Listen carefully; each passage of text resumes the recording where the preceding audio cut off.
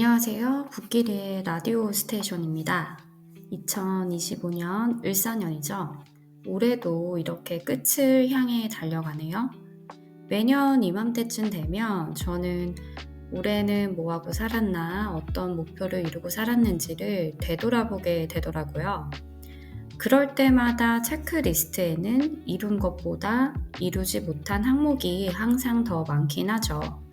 그리고 그런 것들을 보면서 이래서 인간이 불완전한 존재이구나 싶은 생각도 들기도 합니다. 올 한 해는 여러분한테는 어떤 한 해였나요? 제가 유튜브를 준비하면서 올해를 살펴보니까요. 유난히 다사다난했던 한 해였더라고요. 특히 전 세계적으로 극심한 기후변화, 물리적인 전쟁과 경제적 패권을 잡기 위한 전쟁, 그리고 AI와 같은 기술 진보까지. 기후변화는 이제 위기라고 생각되지 않을 정도로 사람들이 익숙해져 버렸죠. 우리나라도 물론 예외는 아니니까요. 날씨도 보면 추웠다가 더웠다가 난리도 아니죠.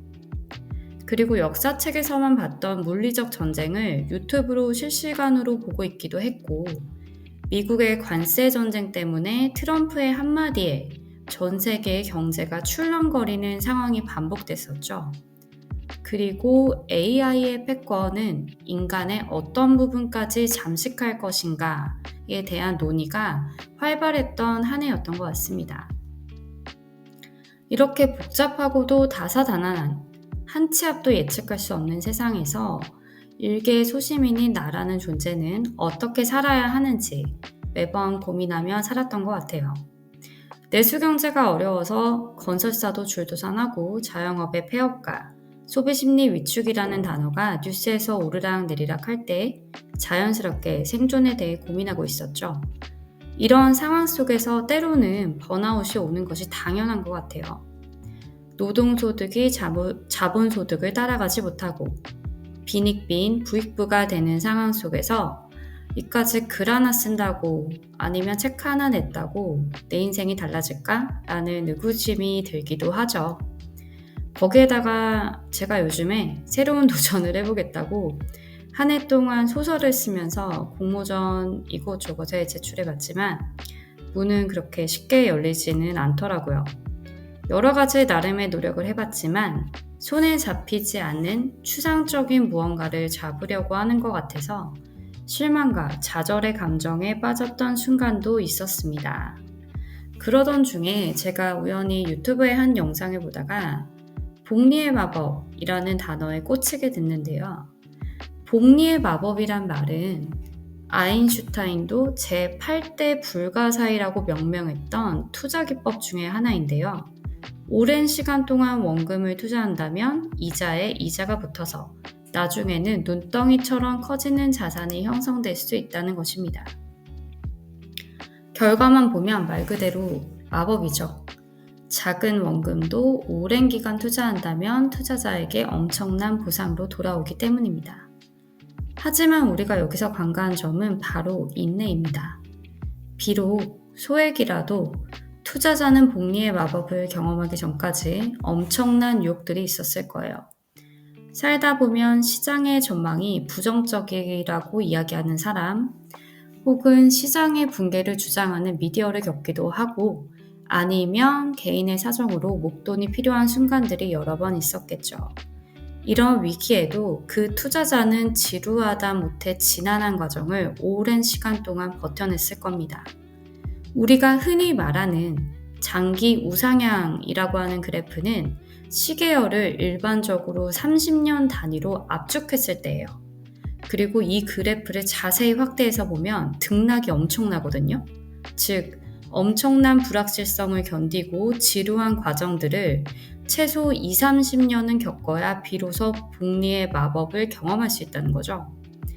복리의 마법은 투자 세계에서 나온 용어이지만 우리의 삶에 적용해봐도 동일한 효과가 있을 것이라고 저는 생각합니다. 사소하지만 주기적으로 반복하는 습관이 나와 내 인생을 만들어가는 토대이기 때문이죠. 예를 들면 매일 아침 일어나서 몸에 좋은 음식들을 정성스럽게 차려 먹는 것, 주기적으로 운동을 하는 것, 등이 있죠. 초기에는 미미해 보이지만 그러한 습관들이 쌓였을 때 내 몸과 정신의 건강 상태는 이전과는 확연히 달라졌을 거예요. 결국 복리의 마법은 처음에는 하기 싫은 것들을 시작할 수 있는 용기와 그러한 행동을 지속적으로 반복해야 하는 어찌 보면 지루한 과정인 거죠.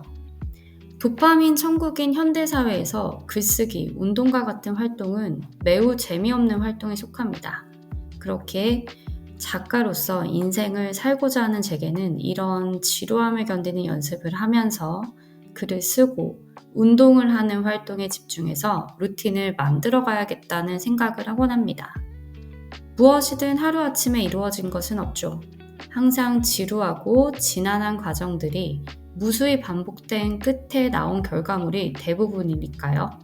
그렇기에 지금 제가 작가로서 도전하는 모든 것들도 작지만 지루한 과정들이 무수하게 반복되다 보면 언젠가는 복리의 마법을 얻는 그때가 반드시 올 것이라고 믿고 있어요.